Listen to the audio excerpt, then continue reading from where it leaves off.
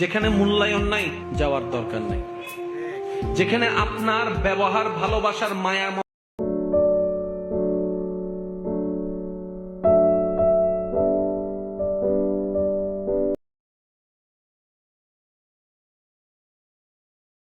যেখানে মূল্যায়ন নাই যাওয়ার দরকার নাই। যেখানে আপনার ব্যবহার, ভালোবাসার, মায়া, মমতার দাম নাই যাওয়ার দরকার নেই। দরকার হলে একা বাঁচেন, একা চলেন, একা বাঁচেন, একা চলেন।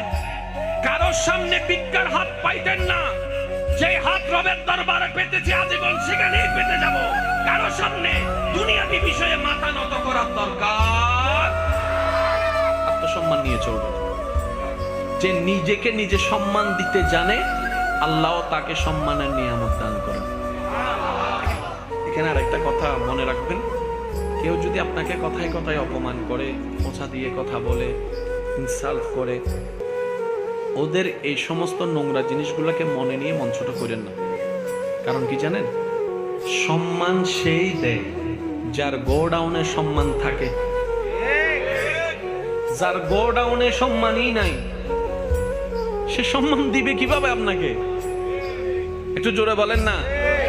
রাসূল মকবুল সাল্লাল্লাহু আলাইহি ওয়াসাল্লাম কাবা শরীফের সেহেনে বসা, সুবহানাল্লাহ, জোরে সুবহানাল্লাহ। কাউকে যদি দেখেন আপনাকে অপমান করছে, আপনি বুঝে নেবেন তার কাছে দেওয়ার মতো সম্মান, বুঝার মতো সুন্দর মন, মাফ করার মতো বড় অন্তর। ব্যর্থতা তার, ব্যর্থতা আপনার নয়। তো কারো কাছ থেকে অপমানিত হলে মন ছোট করবেন না।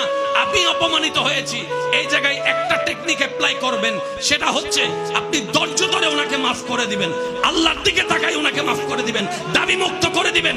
আপনার রব এটা দেখে খুশি হয়ে আপনাকে আরো 1000 গুণের ইজ্জতের মালা পরিয়ে দিবে। ওয়াতু ইজ্জু মান তাশা। চিৎকার দিয়ে বলেন সুবহান। আমি রব্বুল আলামিন, চিৎকার দিয়ে বলেন সুবহান।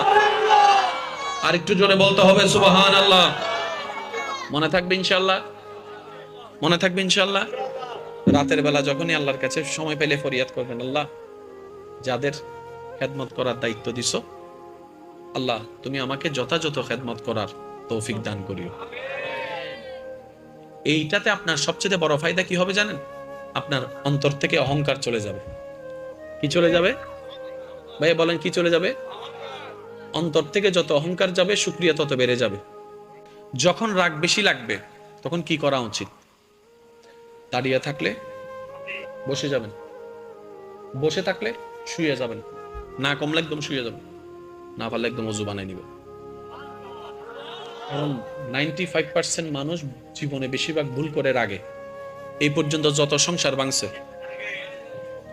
যত ভাই ভাই দুশ্মনী হয়েছে, আর রাগটা আসে কার থেকে? মনে রাখবেন, যে আগে রেগে যায়, মনে করেন স্বামী রেগে গেছে, স্ত্রীর এখানে ডিফেন্স খেলতে হবে।